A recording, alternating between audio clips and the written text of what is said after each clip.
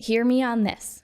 If you have a vision, it inherently means you have everything that you need in order to make that vision come to life. And then often, like I've talked about in the last episode, it's going to send you on a personal development journey to face the places where you'll need to grow.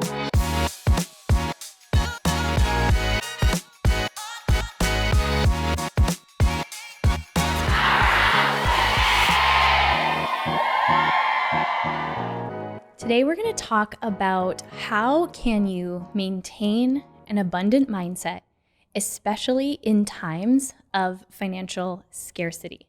Abundance is a topic that is highly requested. Anything having to do with money mindset, your financial thermostat, is always one of the top questions when I poll our community and ask for the things that you want to hear about. And there was a theme to some of the questions that came in recently when I asked the text community for just feedback on what you guys want to hear, what would help you, been your biggest block right now. And there was this theme of how do you maintain that abundant mindset? How do you push through? How do you keep going, especially when your actual reality is one of financial scarcity?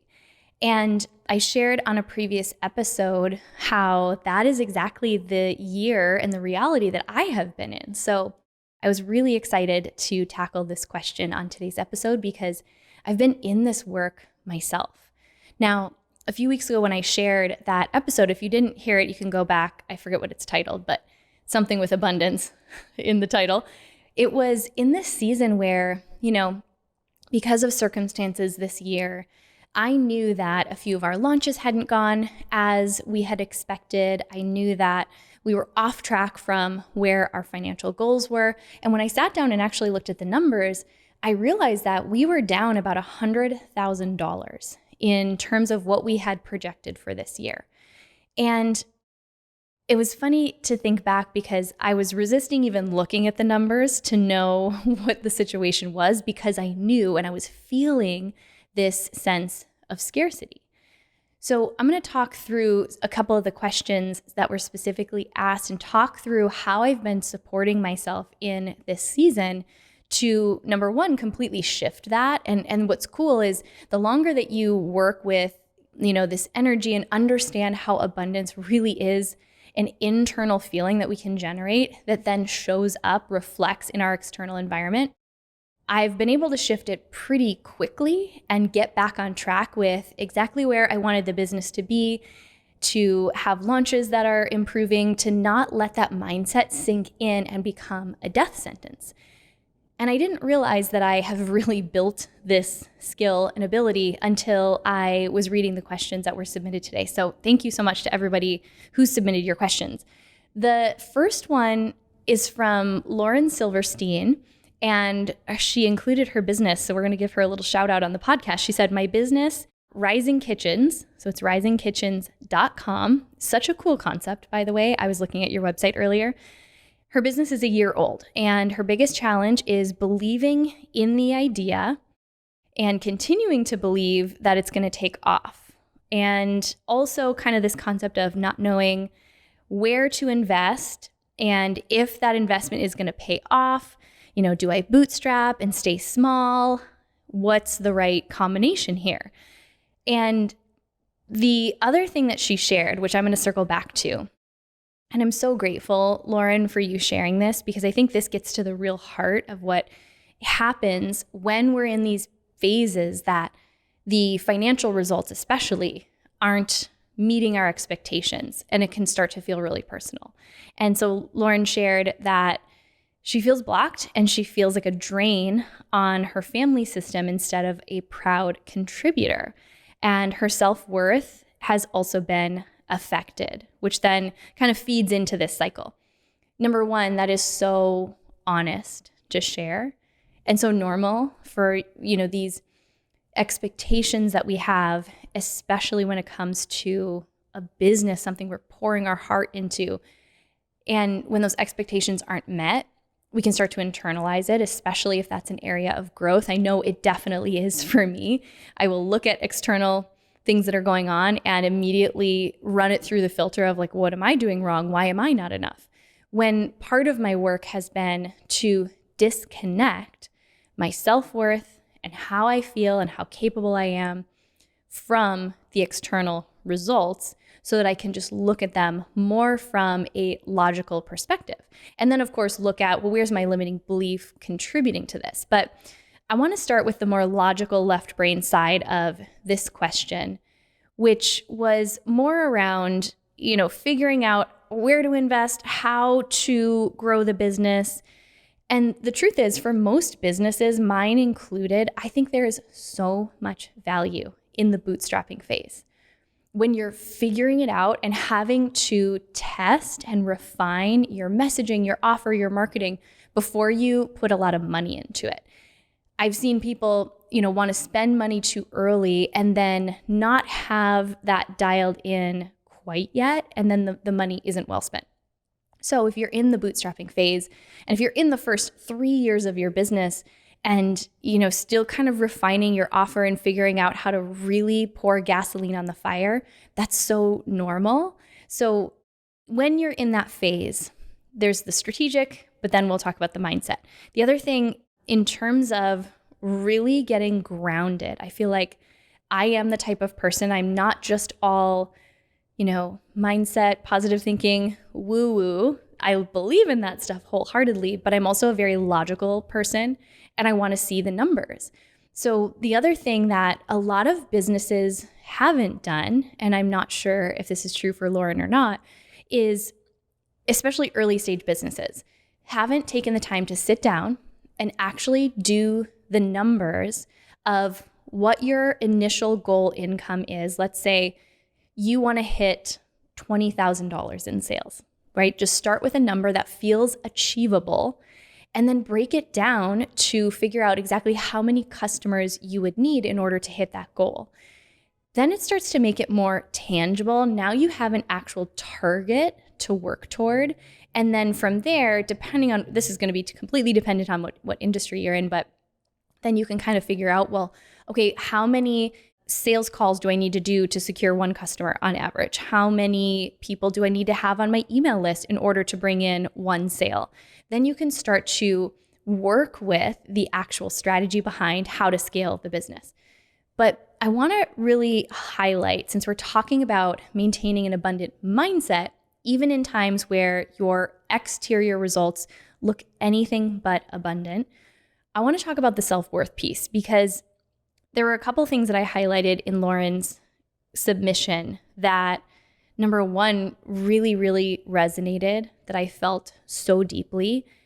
And I think this is actually pointing to something that on an energetic level, if you can also be working on this while you're taking the strategic action steps to bootstrap the business, then this is kind of like the magic formula. I do think it's both. I think it's our energy and our mindset and the way we're showing up within a business, that level of certainty that we're portraying. And then it's the actual action steps that we're taking. Are we taking enough actions? Are we reaching out to enough people? Do people know we exist? All of those fun things.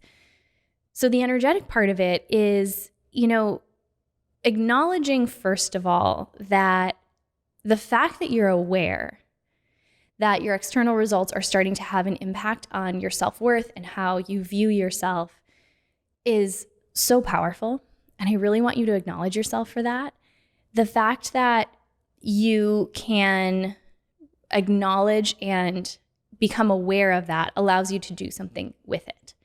And the way that you start to separate that your self-worth has nothing to do with the amount of money that you're making is a couple of ways. Number one, to affirm that for yourself. So when I feel that my self-worth is getting a little bit too commingled with how the business is doing, or am I hitting my goals, I will just literally pause and say to myself, I am worthy no matter how much money I'm making. I am worthy at my core. That's how I was born. That is how I came into this world. No external achievement gets me more worth. I'm just inherently worthy as I am.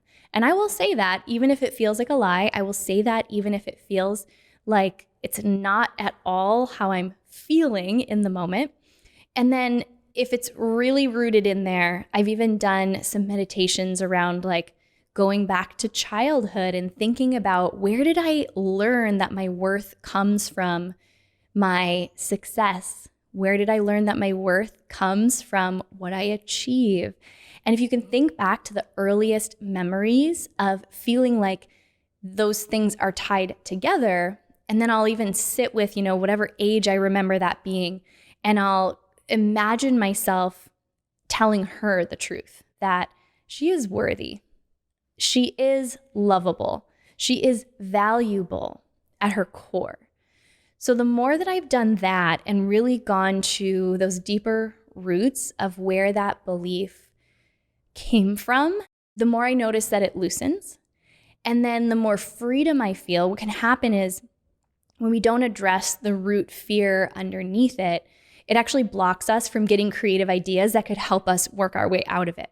So the more that I've done that internal unblocking and reaffirming the belief that I want to embody, that how much I make or whether I'm contributing financially doesn't actually have anything to do with my inherent worth, then, if there is a conversation maybe that needs to be had within your family dynamic, are you putting pressure on yourself, or maybe your partner or your spouse isn't putting the pressure on you? If there is pressure coming from the outside, then it's a conversation of, well, okay, what can I do? How can I lift the pressure from myself? So is it, okay, I need to supplement this income and get another job to take the pressure off of my business while I'm scaling it up? Or is it to set an amount of time that, okay, I'm going to go all in for this amount of time, and then after that, I'm going to decide, can I financially keep doing this? There's so many different options, but I do think separating the emotional from the facts of the situation, that our feelings about it and our feelings about ourselves are a separate thing from the actual facts of the situation. What needs to happen, and can we financially navigate this until the business starts making money? How much money do we need the business to make? And how many customers will that take? Realizing that those are two separate things that we often commingle. And then that's where things get really messy, because we start to make it really personal. Am I good enough to do this? Am I going to be successful? Do I have what it takes? Hear me on this. If you have a vision, it inherently means you have everything that you need in order to make that vision come to life. And then often, like I've talked about in the last episode, it's going to send you on a personal development journey to face the places where you'll need to grow. So I really hope that this helps, especially if you're in the bootstrapping phase and your business hasn't made money yet. It kind of takes me into the second question from Lorraine Michaels, who I love, and I get to work with her inside Six Figure School. So we've had this conversation a few times, but it's so relevant to the conversation that we're having today on the podcast. And it's similar. She said, I've made $0 in my business of coaching and speaking. So she wants to know, when should I pivot to something else? Now, this is a different question than what Lauren was asking. I really wanted to pull out the element of Lauren's question about where, if we're not careful, we can start to collapse self-worth and how much we're making, which completely stifles the flow of financial abundance into our life. This is a little bit different. So I'm going to read the rest of Lorraine's question. So she said she's made $0 in her business, wondering if she should pivot. She also mentioned, if you know human design, she is a manifesting generator, easily distracted, but not afraid to try new things. And she wants to create all the things, learn all the things, try all the things. So her biggest challenge is that the business is not generating income, and she doesn't know what to change in order to change that. So this is going to be a little bit influenced by the fact that I do know Lorraine, and we've gotten to have this conversation a few times, but there's someone else listening who's probably in a similar spot. So I'm going to speak to the general theme that I'm hearing within this question, especially those of you that if something isn't quite taking off the way you wanted it to, your first instinct is to change to something else. I would just ask you to reflect on how that has worked out in your life. And I say this with so much love, because there was a season of time where I definitely had more of that internal response of wanting to jump to the next thing, thinking that it was the thing itself, instead of something that no matter what I was pursuing, whether it was a podcast, writing a book, starting a community, no matter what I went all in on, it was going to, at some point, have me face myself and my fears. And I think that that's probably what's happening here. And any of you who have a similar story, if you really look at your journey thus far, I want you to ask if there has kind of been this theme of getting something to a certain point and then thinking, okay, this isn't it because it's not taking off. And sometimes even you make that really personal, like, okay, I'm not good enough. This isn't what I'm meant to be doing, and jump to the next thing. Sometimes it's actually a resistance to breaking through that point, whether it's the starting line or whether it's you grow the business to a certain point and then things get stuck. There's something that's happening inside you, a fear that you're being asked to face or a limiting belief you're being asked to break through. And at that point, that's when that thing starts to show up. And then instead of facing it, we just jump to another situation where it'll eventually come up again. If that's the case, then it doesn't actually matter, right? It doesn't matter if you face it here. It doesn't matter if you face it in the next thing. It just matters that you realize the external thing that, you're engaging with, in this case, a business, is just mirroring back to you your opportunity to grow. You can choose to step into that opportunity, or you can move on to the next thing. And eventually at some point, you'll be ready to face that thing. And what I think about is, when I started Powerhouse Women, it started by me writing my self-published book. But I've also shared how I had podcast equipment that collected dust for like 5 years because I was afraid. I was so afraid of being seen. I was so afraid of showing up imperfectly. I was just afraid. I was just afraid of everything. And when people will ask, well, okay, what's the right thing? Should I start the podcast first? Should I write the book first? Should I do my first event? The truth is, I know to my core, it didn't matter which one I started with. For me, the book was the first time I decided to do something different than what I would normally do, which is when things got hard and when I was getting to that point where I was getting really uncomfortable and, starting to risk taking that scary action step, being seen imperfectly, whatever it was. And then I chose a different action in the face of my fear. So for the book, I just kept moving forward, even though I was petrified. I was like sick to my stomach most days, just like thinking about putting this thing out there that people could judge or have opinions about, whatever it was. And just finishing it was the breakthrough. So a really honest question, anyone who's resonating with this question that Lorraine so generously shared so we could open up this conversation is, number one, do you actually want the business to generate income? And do you believe that you can figure it out? And those two questions will be very revealing, because if you're like, well, yeah, of course I want it to generate income, then the second question is, but do you believe that you can? One of those two questions is going to reveal to you a deeper truth, especially if you're willing. Don't just go with the first answer that pops into your mind. That's probably coming from your ego that doesn't want to be honest, because you're getting kind of dangerously close to like pushing that red button that says, do not push. It's like the panic button that sends our whole system into a panic the moment we step beyond where we normally would stop ourselves. And at that point is when the real work starts, but it starts to really feel like an attack on your current identity. So if logically you're like, well, yes, I want this business to make money, I would question that a little deeper. And here's the thing to know. It's either going to be, you're going to find a limiting belief that's holding you back, and this is going to give you a chance to break through that. Or there's going to be a conflicting desire that is in direct contrast to what you say you want. So for example, I think one of mine was just this fear of being seen. It felt like, okay, I want to put this podcast out there. I want to write this book. I want to help people. I want to speak on stages. I equally did not want to be criticized. And I would even say the fear of receiving criticism was greater. It was like this giant, scary monster. And then my desire to do all these big things was actually a lot smaller. And until I was willing to face that big, scary monster in the corner and start to step toward it and start to do the thing that risked the biggest fear, which was being criticized, I was always going to find myself kind of in this tiny little circle of, I think of it like the wheel of death on your computer when it's like buffering. I was just kind of always going round and round with this same fear, thinking that, I was just putting my energy into the wrong thing. No, the same thing that was holding me back in my network marketing business was the same thing that was stopping me from starting a podcast.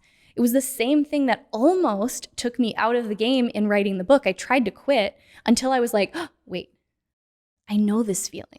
I've been here before. What if I just decided to see what's on the other side of this fear and step into it instead of doing the thing that I normally do? So you're going to find one of those two things is true. And then really the only way to break through this is to go all in. To be like, for the next year, I am dedicating everything in me to figuring out how to become a paid speaker and how to grow my coaching programs. I want you to ask every single person you know who gets paid to speak. I want you to interview as many people as you can who have successful coaching programs. And I want you to ask them what they did, what worked. Notice like the nuances of like, how did they show up? And then notice where you feel really triggered. So for example, if I said to Lorraine, okay, I want you to reach out to 100 people in the next month to pitch yourself as a speaker. And maybe something in her is like, I don't know where to find those 100 people. I don't want to be rejected that often. It's just like all of a sudden the mental chatter. That right there is your answer to what's standing in the way. Because the same thing that's blocking you from monetizing something, and this goes for anything you guys want to monetize, anything at all, is the beliefs that we have that are in direct conflict. So when you go all in and fully commit yourself, like right now, Lorraine and maybe some of you are kind of like 1 foot in, 1 foot out. Like, no, I want certainty that this is going to work before I go all in. If you go all in with 100% certainty, meaning just certainty that you're going to see it through, you can remove the expectations of how successful it's going to be, but certainty that you're going to give it your all, watch how that changes the energy. So many of us, and this is literally me for years, we're half-assing it, wanting to get whole ass results. And that's not how it works. You got to go full ass, both cheeks. And then notice what shows up, because going all in doesn't guarantee your success, but it does guarantee that you're going to see what's blocking your success. So I love you, Lorraine. You know this. And I'm so grateful you submitted this question because I know that really, really helped someone else too. The last question is from Colette Mello, who shared she's going into her 5th year in business, and she's in a similar season to the one that I shared about in a previous episode of scarcity, or feeling like it's more of a season of contraction versus expansion. And her question is, how do you maintain your focus and rediscover the passion and the purpose in your work during these seasons? And this is the question that is most directly tied to what my experience has been of myself this year. And, I haven't gone into a lot of detail about what's been behind my challenges of this year. That'll come when I'm ready. But what I will say is that the circumstances of this year have completely attacked my sense of self-worth and my sense of safety. And especially when it comes to financial resources, when we're in a season of contraction financially, it can feel like it's unsafe. Money can be tied to our self-worth, like we talked about in the first question, but also to our sense of safety. So the biggest thing that I've had to do for myself is ask myself that question like daily sometimes. Okay, what do I need to do to like really ground into safety right now? So if you're in an extreme situation, anyone listening to this, where you're really like not sure where your financial resources are going to come from, or like, well, what if I lose XYZ? I just want you to allow yourself to go to the worst case scenario and think through all of the options that you actually do have. So whether it's, okay, if I lost my house, where would I stay while I get back on my feet? It's looking at, okay, if I had to cut back on my living expenses, where am I willing to do that? Where would I have to do that? And so for me, when I'm in a season where maybe there's there's like my mind is giving me this gloom and doom version of the financial scarcity, I will eliminate that by looking at the facts. And I can always come up with creative ways to either generate more income, get scrappy as far as like my living expenses in my budget, or I have so many different people that I can rely on and ask for help. Now, all those things might be uncomfortable, but at the end of the day, if push came to shove, would I be okay? Yes. So the first thing, I don't know why I felt compelled to share that. So hopefully that really served someone. And it kind of ties to the first actual note that I wrote down, which is daily mindset work. So especially if you're in a season where scarcity is easy to find, it's harder to find evidence of abundance, I doubled down on listening to things that ground me into a feeling of not even abundance, but certainty. Certainty is the energy of abundance. And what happens is when we're in a season of scarcity, we lose our certainty. That feeling of certainty doesn't match the external reality that we're seeing. So daily mindset work, listening to anything that resonates with me that helps me ground into certainty in what I'm capable of, and that I will come to the other side of this and, I'm going to be even better because of it. The second thing is I really focused, because you asked also in this question about how do you kind of like rediscover the passion, the purpose in your work? And that's such a brilliant question to even ask, because it's a reminder that when our energy goes and kind of tunnel focuses on scarcity, and if that's the energy behind how we're operating, it's actually not an effective way to generate abundance. It comes across as a very needy energy, kind of like low vibration energy, versus the energy that most of us start our businesses in, which is we want to serve, we want to give, we want to help and make an impact. And that is, so other than doubling down on my daily mindset work, the other thing I did is I just started connecting one-on-one with women in the Powerhouse community, whether it was just a DM and just saying, hey, I just want to thank you so much for being a part of this community, or, the way that you show up makes such an impact on me. I love following your content. Or, I just started to be like this little love bomber where I would just go around and connect with the people who remind me why I started this in the first place. And that is the quickest way for me to connect back into my purpose, is to connect with my people, to connect with all of you and the people who, remind me why I started. So I did that. And then I shared this in the other episode where I was talking a little bit about what this season has been like financially. And the other thing is kind of along those lines is I just went on a giving rampage, giving with no expectation of receiving. I one day woke up and I was like, I want to host a free masterclass and I want to talk about some of this content I'm creating for the Expanders Retreat. No strings attached. I just want to host this free masterclass. I said yes to being on podcasts and to speaking to groups that, I had been in a season of not taking those things on. It just felt good to lean in and show up for people without any expectation of receiving anything in return. And actually still that's something that I'm really doing right now, where it makes sense and where I get that like gut yes to lean into something, really just showing up for people, wanting nothing in return. And it's really helped me to get my energy back into a place of more flow, knowing that as I sow those seeds and I'm not expecting anything in return, the energy does return back. Sometimes not in the exact way that I was expecting, but it does reciprocate. And when we're in a mindset of scarcity, what can happen is we get so laser focused on the scarcity that we cut off the flow of abundance. So that's what helps me ground back into that. And then the last thing is not being afraid to look at the actual numbers, especially if you're feeling a sense of scarcity.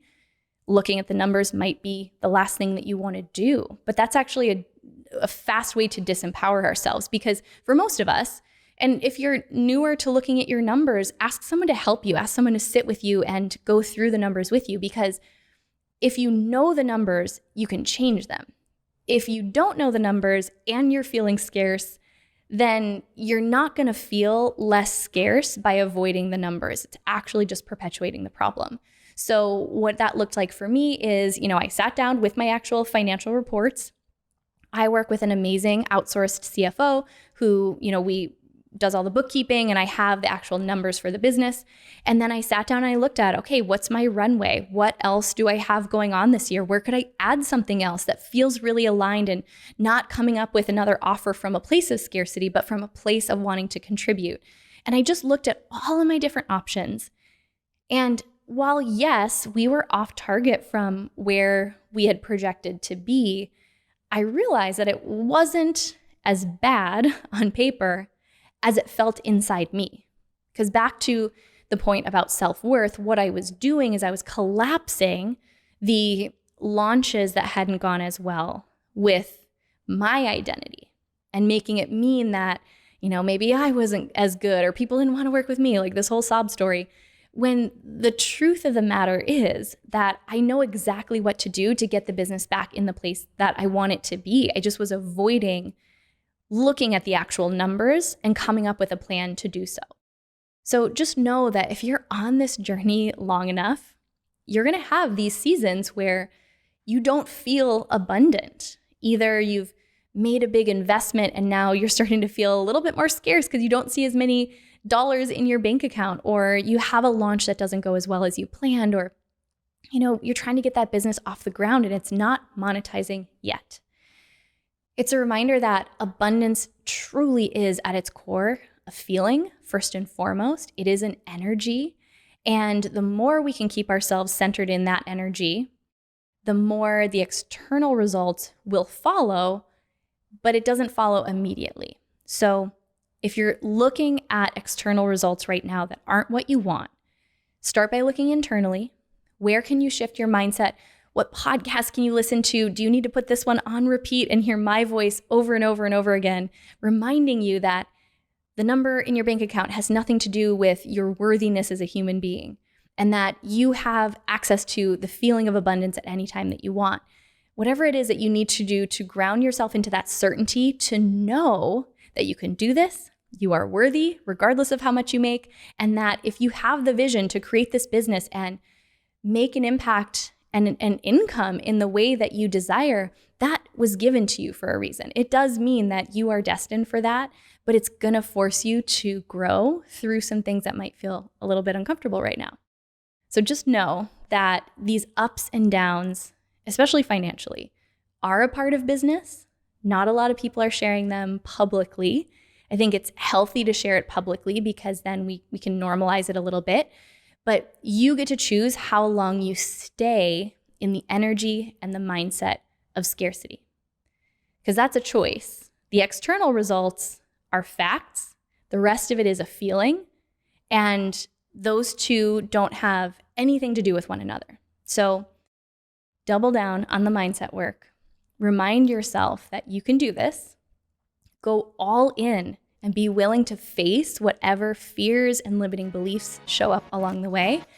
And you'll get there, I promise.